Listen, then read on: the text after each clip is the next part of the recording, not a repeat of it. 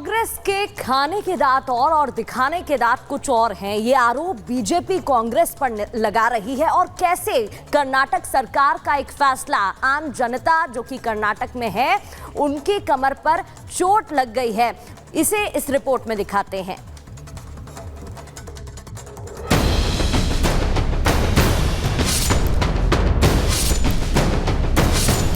हर महीने खटाखट 8,500 रुपए अंदर।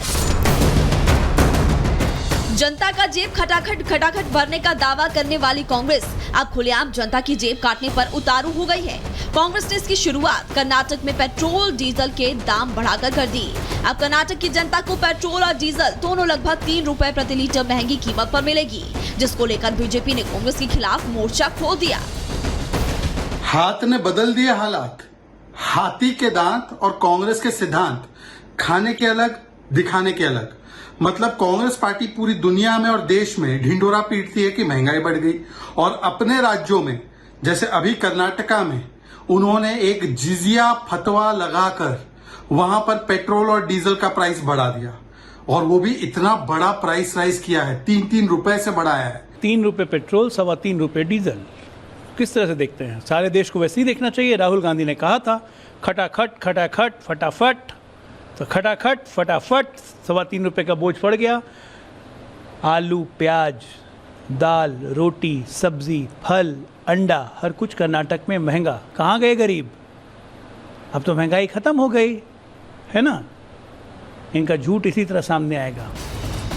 कर्नाटक सरकार की तरफ से जारी की गई अधिसूचना के मुताबिक सिद्धरमैया सरकार ने पेट्रोल पर सेल्स टैक्स 25.92% से बढ़ाकर 29.84% कर दिया, जबकि डीजल पर 14.3% से टैक्स बढ़ाकर 18.4% कर दिया, जिसकी वजह से पेट्रोल और डीजल की कीमत में 3 रुपए से लेकर 3 रुपए 5 पैसे तक का इजाफा हुआ। कर्नाटक की सिद्धरमैया सरकार की दलील है कि राज्य सरकार ने फैसला अतिरिक्त रेवेन्यू जनरेट करने के लिए किया, लेकिन एक तरफ मुफ्त की रेवड़ी वाली योजनाएं और दूसरी तरफ महंगाई बढ़ाकर कर्नाटक सरकार जनता को क्या मैसेज देना चाहती है, इस पर अभी तक कर्नाटक सरकार का कोई आधिकारिक बयान तो नहीं आया। वहीं जनता पर महंगाई बम फोड़ने को लेकर बीजेपी सिद्धरमैया सरकार के विरोध में आ गई है। आप एक हाथ से देने की बात कर रहे हैं और दूसरे हाथ से आप लूट रहे हैं। 3 रुपए बहुत बड़ी चीज होती है, और जब पेट्रोल और डीजल के दाम बढ़ते हैं उसका असर जो है हर चीज पे पड़ता है, हर चीज के दाम पे पड़ता है। तो ये जो है महंगाई लाने वाली सरकार है, महंगाई दूर करने वाली सरकार नहीं है। ये महंगाई के खिलाफ भाषणों में बात तो जरूर कर सकते हैं, पर अगर गलती से इनकी सरकार आ जाती है, जहां जहां इनकी सरकार आई है, इन्होंने महंगाई बढ़ाने का काम किया है, घटाने का काम नहीं किया है। कर्नाटक सरकार का ये कदम मुझे लगता है कि आम जनता के लिए और किसानों के लिए महंगाई के बोझ से दबाने के लिए ये उठाया वो कदम, इसकी मैं निंदा करता हूँ। इस कड़ी में बीजेपी आईटी सेल के चीफ अमित मालवीय ने कांग्रेस पर करारा वार किया। अमित मालवीय ने सोशल मीडिया एक्स पर पोस्ट करते हुए लिखा कि कर्नाटक में हाथ बदल रहा हालात। वहां खटाखट पेट्रोल 3 रुपए महंगा हो गया, जबकि टकाटक डीजल 3 रुपए 2 पैसे महंगा हो गया।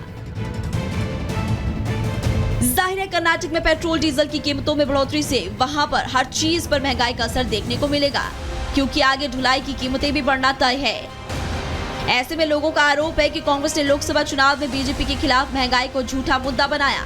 लोग इसलिए भी नाराज है क्योंकि कांग्रेस ने चुनाव जीतने के बाद महिलाओं के खाते में पैसे भेजने का भी वादा किया था, जो पूरी तरह से जुमला साबित हुआ। लखनऊ के बाद बीते रोज बिहार के कैमूर में भी कांग्रेस के झूठे चुनावी वादों की एक और बार पोल खुलती हुई नजर आई। कांग्रेस के चुनावी वादों पर यकीन करके भारी संख्या में महिलाएं पैसे लेने सीएसपी सेंटर पहुंच गयी, जिन्हें स्थानीय प्रशासन ने बड़ी मुश्किल से समझा बुझाकर घर भेजा। साफ है जनता जनार्दन के सामने कांग्रेस महंगाई के मोर्चे पर घिर गई है। आगे कांग्रेस को सोचना है कि उन्हें जनता को महंगाई बढ़ाकर मुंह चिढ़ाना है या फिर जनता का दिल जीतना। Bureau report, Republic Bharat.